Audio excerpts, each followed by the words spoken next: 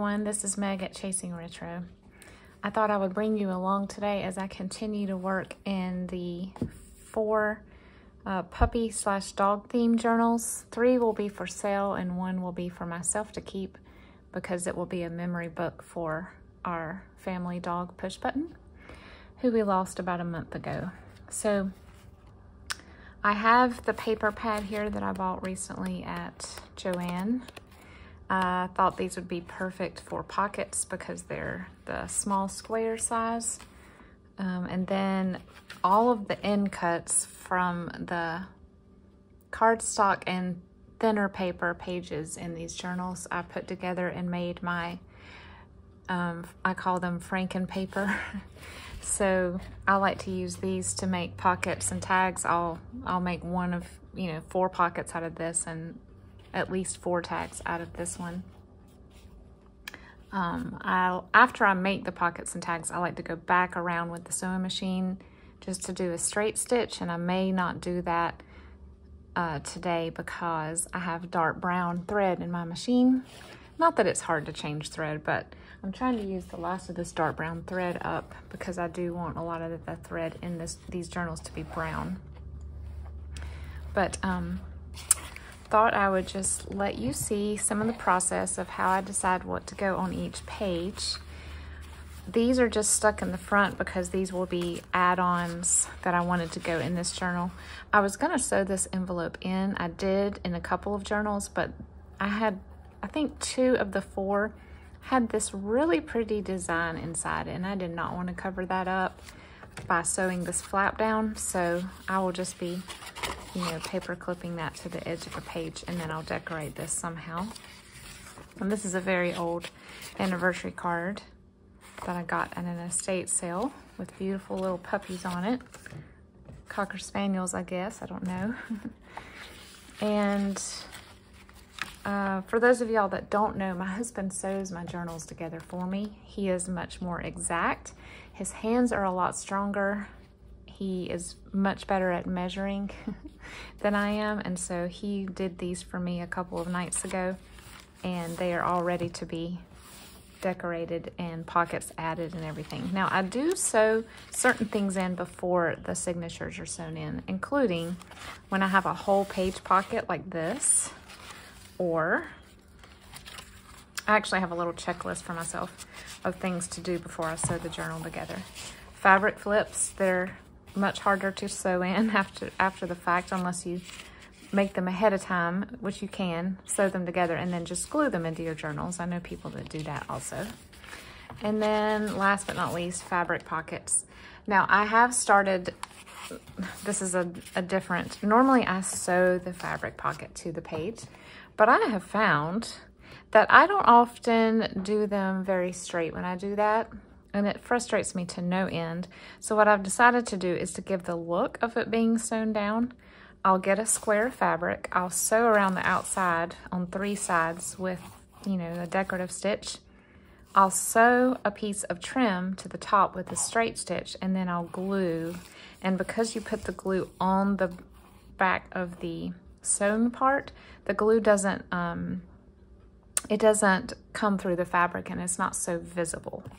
That way you have a clean back of your page to work with. That's just my preference. I started doing that and I like that better. It makes me less nervous as far as getting it straight. This is I love doing this. You take a 8.5 by 11, fold it up long ways, and then sew the edges together and punch to make sort of a half page pocket.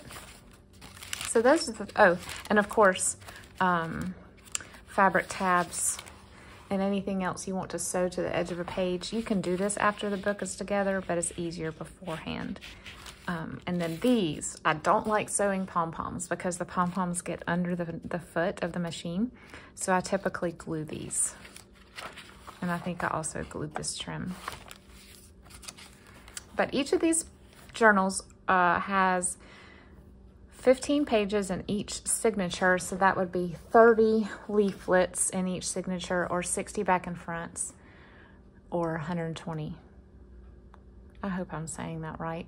Every time I do the math, I'm like, this is very, very simple math, but for some reason when I'm on camera and I'm trying to describe stuff, I double check. I second guess everything that comes out of my mouth, including my math. I have 4 images that I cut out that I thought would make good tuck spots. So I'll put one of these in here, and depending on whether or not it is thick or not, I will bolster it with some cardstock on the back. This one is somewhat thick. I will probably leave this as is. And honestly, the less you have to add to bolster things, the less your book is going to blow up size-wise. So the only thing that means is the things that you put into this tuck spot need to be, you can't put super heavy cardstock that's been sewn with a lot of embellishments because it will rip this all up. So for things like this, you just, you know, you want to do something light and airy, if you will, like a stationery page or a coupon or something. So let's start with pocket. I like to do a pocket on this first page. A lot of times I'll do a double pocket. So let's do that before we go forward. Here are some more offcuts that I have. Of course, I can't use the same one as that's on there. This one doesn't really match. This one has a back, but I don't really like that one with this either. Okay, let's keep looking. Probably gonna end up using this peach one because this book has a lot of peach.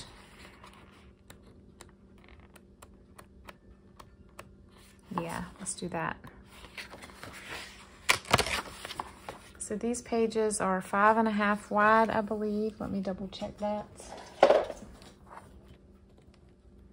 Yep, right at about. So typically for pockets on a page for a golden book journal, I like to make them about 4.5, maybe a little bit less than that. So let's cut this down. I have my shredder, my trimmer right beside me here. 4.5, let's start with 4.5 and see how it looks.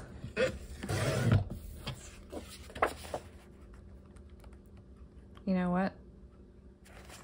I wish I had done it a little bit wider. Let's say 5.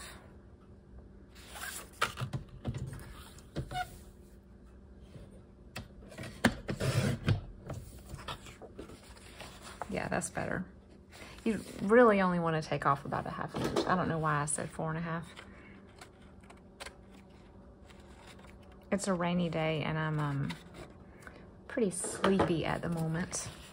All right, so this is still, even for a double pocket, this is a little too tall. So I'm gonna cut it to about, right about where this paw is.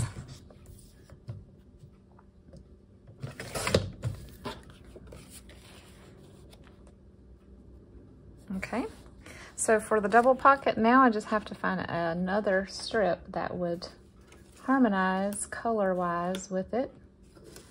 And we have this blue, but that's more of a periwinkle. I have, ooh, this might be the ticket. Yes, I think this is it. So I typically don't use my trimmer for this part. I just trim by hand. Plus, as y'all can see, my blade is getting dull and it's starting to leave little peels on the edges of paper.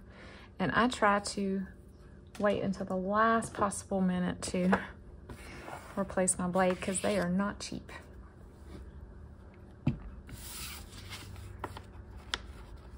Now I round the edges of the corners. It's better to do it at the same time.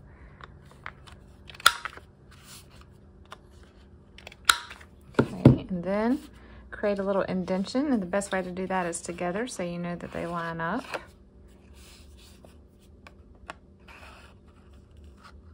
I don't measure, I just eyeball it. But like I said, my husband is the expert at measuring. So he would probably measure that before cutting it, but that's what makes us work well together. We're very different, but work well together. We balance each other out. So now you have the option of leaving it like this, where you stack them immediately on top of each other, or if you wanted to enhance the height a little bit, you could also do that, which I think I will do. So I don't sew it before I glue it because it will wiggle on me and I don't want it to do that. So I will just secure this with a little bit of this Tombow aqua glue. This is a little bit harder to get it to line up because you have, you know, you're not stacking them one on top of the other. So I'll use my mat like this to sort of make sure that that bottom piece is it's not too high on one side.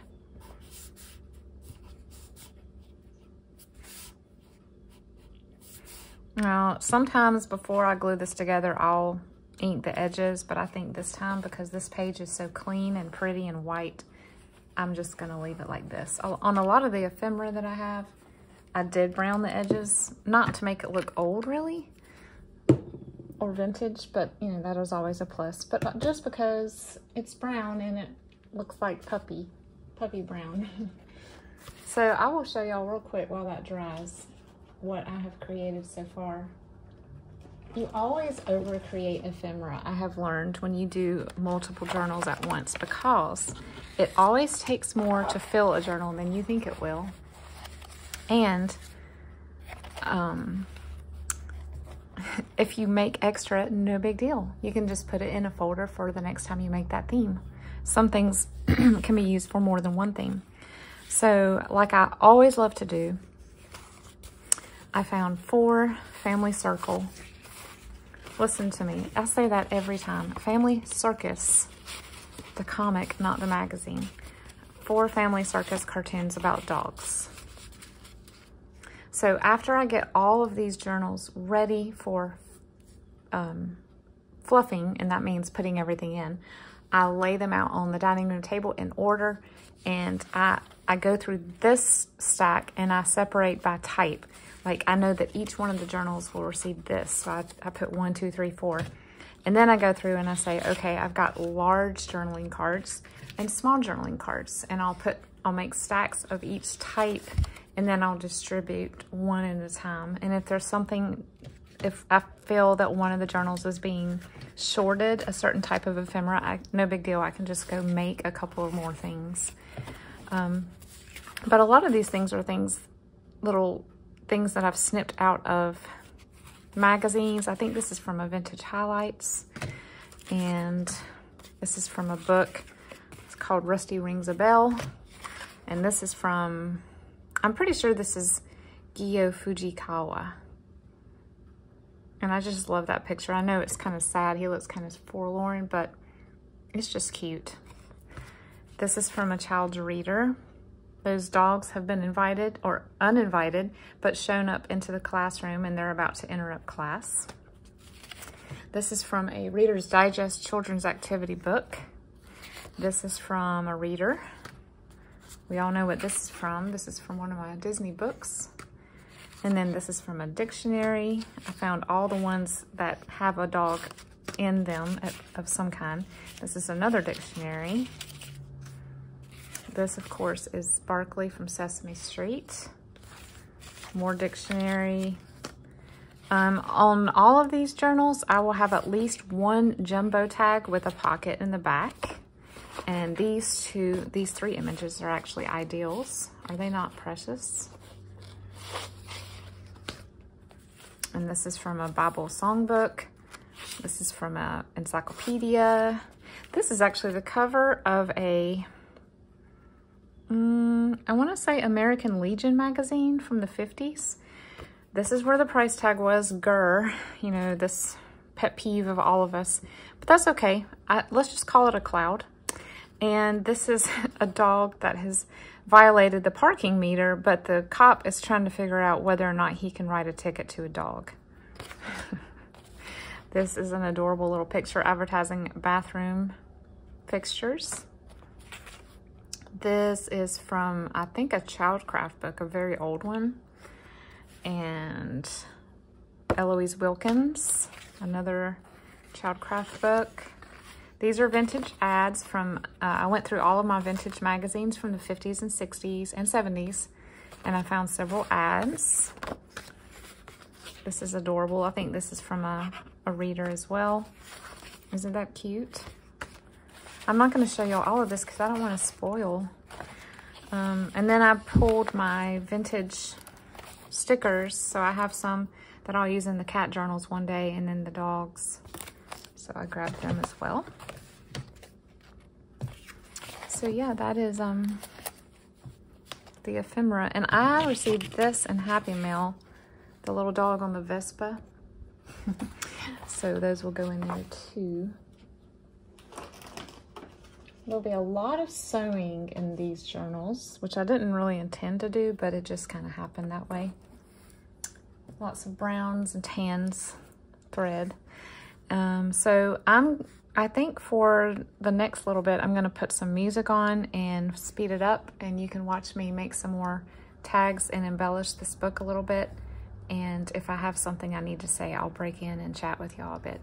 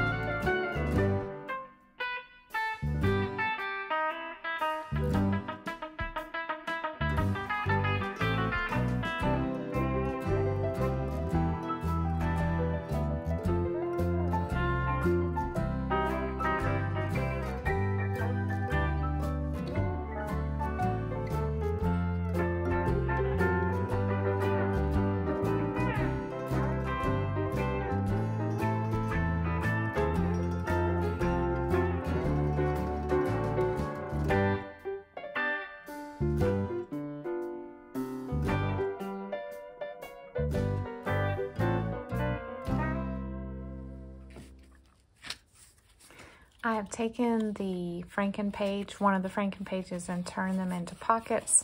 I have not sewn around the outside yet. I will do that in a moment.